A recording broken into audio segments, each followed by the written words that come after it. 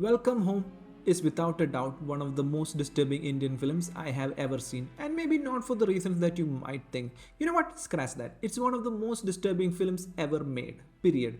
Bold claim, I know, but as someone who is a regular enjoyer of extreme cinema, I'm not even remotely exaggerating.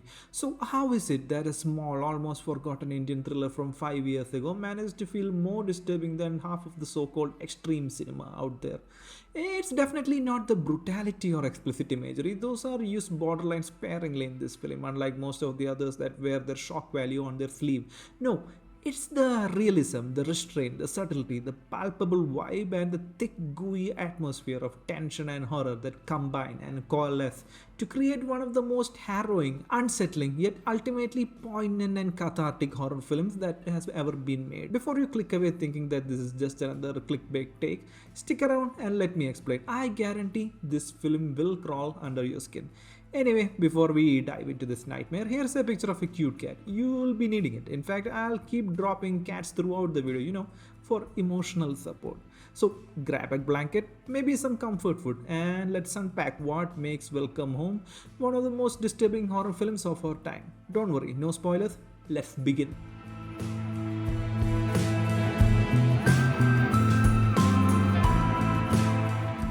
Welcome Home tells the tale of Neha and Anuja, two young women who, while performing census duty, get captured and held against their will by a family of depraved sadists. And what follows is a tale of torment, misery, hope, survival, and ultimately defiance and empowerment. So let's get right into it. What makes this one of the most disturbing films ever made? You know what? Just to keep the expectations in check and so that we're all on the same page, I want to say that this movie does not feature some grotesque series of graphic sequences or a slideshow of some taboo adult content.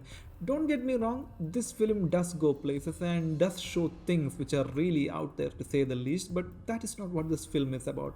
And that is exactly what makes it special. See, this film is disturbing specifically because it doesn't set out to disturb you in the first place. Okay, that got a bit confusing. Let me explain.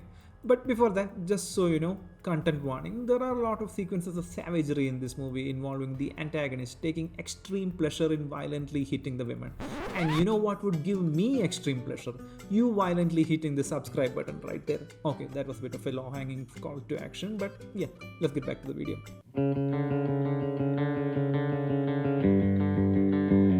See, the issue with most disturbing films is that they are specifically made to be a disturbing film. Yeah, no shit, Sherlock. Let me rephrase that. My point is, most of these films gain popularity and fame, more like notoriety and infamy, purely by pushing boundaries of what is considered to be morally acceptable in a film, and this is their revenue and acclaim model. Be as vulgar, offensive, explicit, and depraved as you can be to gain eyes and ears on the film.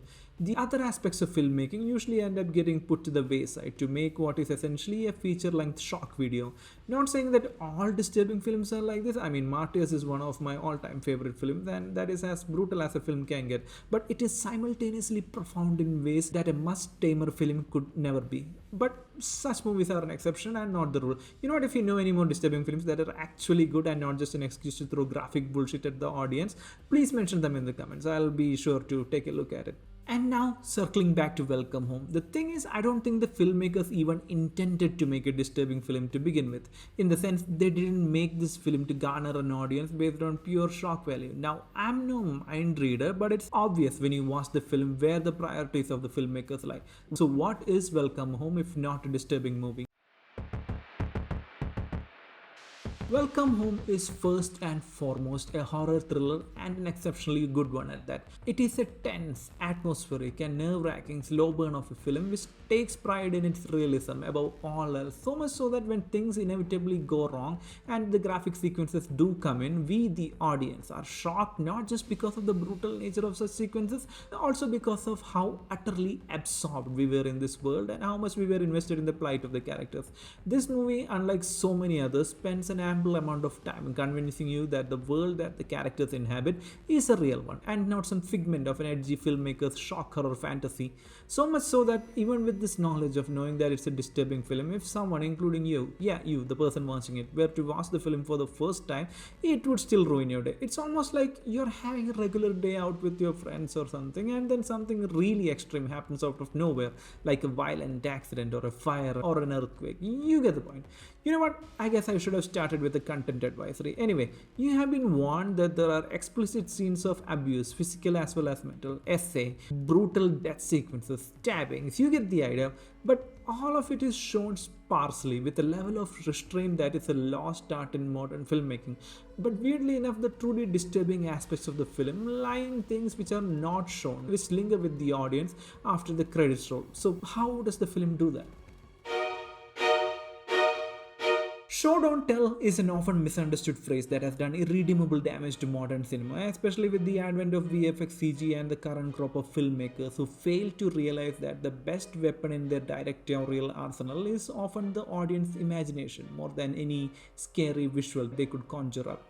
And that is what the creators of Welcome Home have capitalized on, with many sequences and scenes in the film, even the opening one, giving subtle hints and veiled teasers of horror right beyond the next frame, but not revealing at all, or delaying it and teasing the reveal for quite some time, leaving the audience on the edge of their seats, waiting to see more, but the filmmakers intentionally keep our eyes away from the brutality and lets our imagination fill in the gaps. You know what, it's a bit like that jail scene from Denis Villeneuve's Incendies, you know the one. Yeah, imagine that, but repeated many times throughout the movie. Incendies is a must to us, by the way. And not just the things you don't see or see, but it's also the things you hear and the information which gets revealed that you don't see per se. These give you a dark window into the sadistic world of the Savage family and the horrors that this home has contained. I mean, the events of the entire film even unfold due to one small phrase uttered by one of the family members, Prerna, which sent shivers down my spine the first time it was said. Yeah, that one. It's not a spoiler, it's shown in the trailer as well. So, yeah, so far we have discussed how the movie is not disturbing because of any particular piece of graphic content and how it leaves a lot to the audience's imagination. But this leaves the question, what does the film actually have for me to sing praises about? Well, I'm glad you asked, dear viewer, because what the film does have in spades to offer is an unflinching commitment to realism and authenticity, thereby creating a sense of presence and a level of immersion that makes the horrors come alive in ways that most films cannot even dream of. A lot of factors contribute to this, but chiefly it's thanks to the fact that the movie strikes the perfect balance between its indie sensibilities and mannerisms with its more mainstream aspirations and presentation. That was quite a word salad, let me explain. What I mean is, unlike indie films with grand ideas that fail to execute them due to the lack of a budget, or on the opposite end, movies that are overproduced to the extent of seeming fake and unrealistic, Welcome Home pulls off a delicate balancing act of seeming like some low-budget independent production, thereby adding to the grounded realism, but has enough budget and resources to create a convincing world where the story can take place, again contributing to the sense of authenticity. Be it with the sets and the props, the visuals and the audio, the performances and even the editing and directing choices, all of it carries this indie charm with the right amount of mainstream appeal to make it authentic and realistic. But what does all this authenticity and realism contribute to? The film has atmosphere in bucket loads which ooze from the edges of every single frame. It is a thick, gooey, tactile and almost tangible atmosphere of despair, melancholy and uneasiness brought alive primarily by its audio-visual landscape. In fact, the very first thing you notice while watching the movie would be the dark and moody soundscape which sets in and starts making you uneasy barely a minute into the movie. It is replete with the sound of flies and bugs, the wind and the impending rain and a whole host of other ambient sounds which envelop you and put you exactly in the spot of the characters in the film. The music as well is perfectly tuned to what's on screen, with it being mostly absent to make way for the soundscape and making its presence known only when needed. Same with the visuals, whose colors are appropriately washed out and desaturated to make you feel unnerved and on the edge. The cinematography too, with its deliberate use of wide lenses and zoom out shots to emphasize the isolation and overwhelm the senses, is brilliantly executed as well. Some of the wide shots do feel a bit grainy and cheap, but I feel like it adds to the movie rather than taking away from it, as it feels like you are witnessing some kind of band or lost media, which adds to the horror. Also, the night sequences in the movie, some or most of of them probably being day to night conversions, are appropriately dark. I mean, not just metaphorically, I mean, you literally cannot see anything, making it realistically confusing and adding to the terror and putting you in the shoes of the characters. Of course, all this atmosphere cannot materialize in the absence of the next element of this film. And what is that, you might ask? Welcome Home uses real locations instead of sets and props, and it further adds to the authentic tension and the atmosphere. Every location in this film feels lived in and genuine, whether it be the school, Anuja's apartment, and especially the titular home. Oh boy, the titular home. The titular home in Welcome Home is its own majestic beast, and the film makes sure that you'll know it inside and out by the end of it. It is a rather odd place to say the least, with a rather welcoming and pleasant front garden, neat lawns, and a cozily lit puja mandir inside. But everything else feels a bit off, especially the drab and unkempt walls, the cramped and claustrophobic rooms, all combining to create a sort of uncanny valley of architecture, if that makes sense. Then there is that room, you know which room, spoiler, so let me just say that just seeing the things lying around in that room made my skin crawl, and I'll leave it at that. All in all, the titular home in Welcome Home is not very welcoming, and props to the production team for pulling off that brilliant piece of irony. And speaking of production, it took a lot of effort to produce this video, so it would mean a lot to me if you click on the subscribe button here. So okay, so it's all great on a technical level, but what brings it all together? The success of Welcome Home purely rests on the brilliant direction and the precise editing from the filmmaker Pushkar Mahabal. As I said earlier, this film is short and cut like an indie film. It definitely demands a lot of patience and investment from the audience, with the title drop happening only around 20 minutes in and the actual horror show unfolding only about halfway through the movie. That's not to say it's all wasted time till then. Till the halfway mark, we spend a lot of time getting to know the characters and their backstories, and we empathize and relate to their struggles. Unlike your typical disturbing film, you actually care about the characters and want them to survive instead of wanting the aggressors to kill them off in some horrible way. Plus, there is no fluff to pad the runtime or random scenes of brutality to keep the audiences awake, unlike most films of its ilk. Instead, we have really well executed dramatic sequences that are like mini short films that keep us interested, with an overarching sense of tension and dread, which rises progressively as the leads slowly reach the titular home. And once we are there and the leads are captured, it's like a whole another ball game entirely, with the tension being cramped up to 11 and the true brutality of the film finally coming into the picture. And like I mentioned earlier, even when there is brutality on screen, the filmmakers make sure to keep the explicit stuff brief and either cut away or do a reaction shot. And in the absence of either of those options, the film chooses to focus on the sadism of the aggressor instead of the suffering of the victims. So kudos to the filmmakers for being tasteful and tactful when it comes to the treatment of the characters. And speaking of the characters, time for the last piece of the puzzle.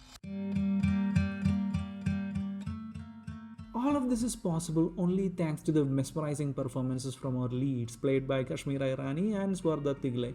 Time for a weird tangent. Now, I'm not saying that these two actresses are not beautiful IRL, however, they are costumed and maked up, is that even a word, to seem like normal everyday people, and that helps a lot in immersion. The film could have easily had some really attractive actors and character to play the lead, to fill in scenes, but that would be a needless distraction from a movie that would not benefit from such choice. Anyway, the two leads give an exceptionally convincing performance, with some of the scenes bordering on acting and reality. I mean, props to the actresses for agreeing to put up with all of that. And not just the leads, the actress and the character of Prerna as well, and her movements and mannerisms clearly paint the picture of a character damaged beyond repair, with certain nuance that left me wanting to know more. So another great casting choice and another great actress. And finally, the actual villains. Oh my god, such a hateable bunch. And this is made worse by the fact that they are not some one-note cookie cutter stereotype slasher monsters. They unfortunately have depth and history, and just enough about them to make you wonder how much more heinous and depraved they are beyond what has been actually shown on film. So again, great job actors. Now, in addition to all these factors, there is an additional subconscious factor as well, which is why I personally feel that I have been moved so much by this film. And what is that?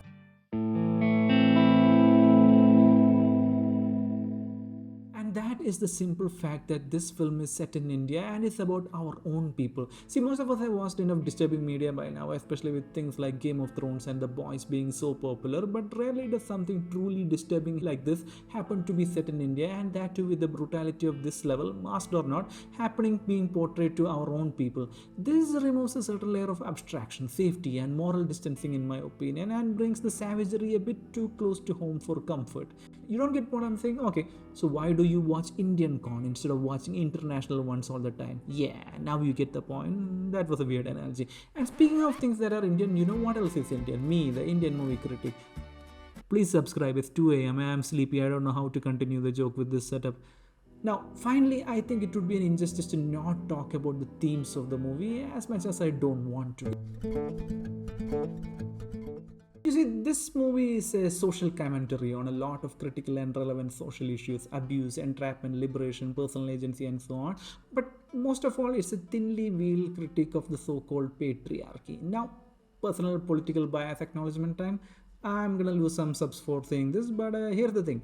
I am not a feminist. Well, not at least by whatever happens to be the going definition of that word. I actually happen to respect women, and I think men and women are not the same and can never be the same and have different roles and responsibilities in any function in society, the so-called patriarchy or whatever. This is what I believe in, and it's a hill I'm willing to die on. I do not think hating on either gender does good to anyone, and ultimately any media that presents itself with the express intent to do so or call out the so-called patriarchy, aka the reason you are able to see this in the first place, is being intellectually and morally dishonest. There, I said it.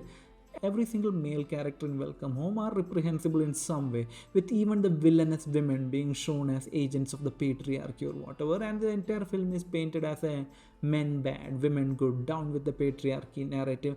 Make of that what you will, but my personal biases aside, I have to say that the film does convey these layered themes very well, and if you agree with the themes and politics of this movie, then boy are you going to have a good time. You know what? Keep hold on to your liberal leftist sentiments for another minute. You will definitely love my next point. Finally, before I conclude, it will be very weird if I don't mention any negatives for the movie, which there are some. Starting with, and this is going to be a complete 180 coming from the previous politically charged leftist liberal talking point, but it's about the casting of Kashmira Irani and the character of Anuja. From the very first shot of the character, Anuja looked a bit weird to say the least, as if something was off, as it's almost as if her skin had some issue, and it became more noticeable as the movie went on and she started looking like a completely different person. This bothered me till I looked at the actor's Wikipedia for writing this and realized that this is Kashmira Irani and this is Anuja. Filmmakers, if you're listening, please cast actual dark characters or just keep the lady fair. No one cares. Don't make it weird. Never thought there would be a day when I have to criticize, what do I call it this now? Blackwashing? Yeah, whatever. Moving on. Next, I wish the movie could have used a bit more of those wide shots. I believe those were the most eye-catching aspects of the film, and we could definitely have used more of them. I also wish whatever CG was used in the film, where mostly it consisted of blood, mist and splatters, this could have been completely removed or replaced with practical effects. As it stands, they create a distraction from an otherwise immersive film. And lastly, I wish the climatic action sequence could have happened in a maybe different way, as in with the women relying more on teamwork and their intelligence rather than on the non-existent brute force which got them captured in the first place. And then there is the fact that the story can at times feel a bit unnatural and inorganic when it comes to the setting and removing of obstacles for our leads. Let me explain. The first half of the movie throws one inconvenience after another at our leads, be it the rain forcing them to stay at home, or them losing their phones during their escape attempts, or the myriad of injuries that are inflicted that affect their mobility for no reason, other than maybe for story reasons to make it easier for our villains to capture them. Meanwhile, in the second half, the leads magically lose all their injuries and despite their hunger and tiredness are suddenly stronger and more capable than the men who managed to trap them in the first place. It is a minor gripe, but it is noticeable, and I wish the plot could have been structured to avoid these needlessly contrived story beats. And you know what? As much as I praise the film for leaving a lot to the imagination, sometimes it does get a bit too much, especially when it comes to certain sequences in the film involving wild animals, whose presence is expressed purely through audio cues and reaction shots from the characters, which, while passable, pulls you out of the experience and reminds you of the fact that the movie is definitely an indie flick and doesn't exactly have the budget which can be stretched guts to make wild animals happen on screen. Lastly, this is a bit of a weird one, but the film somewhat touts and markets itself as a true story. So I went out trying to locate the actual story behind it, but was ultimately unsuccessful in my attempts. Am I saying that the filmmakers lied to us? Maybe. I couldn't find a single link to any credible news source that confirmed the real story or even somewhat of a related story. So, would it be morally disingenuous to market a film based on it being a true story, especially about such sensitive subject matters? I'll let you be the judge. Regardless, to bring it all together, I hope I was able to convince you to at least some extent as to why Welcome Home is one of the most disturbing films ever made. It is genuinely surprising to me that the film has not entered the mainstream cinephile consciousness quite yet. Regardless of whether you are a fan of horror or not, I would still recommend this film as it is a suitably accessible entry point into the world of disturbing cinema. So, if you have the time and the patience, why don't you watch it? It's streaming right now on Sony Live at the time of publishing. And if you're looking for more films like this, why don't you check out the French extreme horror genre? Maybe start with Inside and then slowly work your way up to Martyrs. It is definitely worth your time. So that is it then. Thank you for watching so far. I hope I have made all my points clear. Sometimes cinema, especially this movie in particular, can be a bit more about the vibes and the mood, and it will be a bit difficult to express and explain what makes it special in words. So if you manage to get at least half of what I was intending to convey, then I think I would say I would have done my job good. Now, if you have made it this far, why don't you hit the subscribe button and watch one of my other videos? It should pop up here somewhere. There. Yes, there. Okay. So, this is the Indian Movie Critic. Thanks for watching. I will see you next time.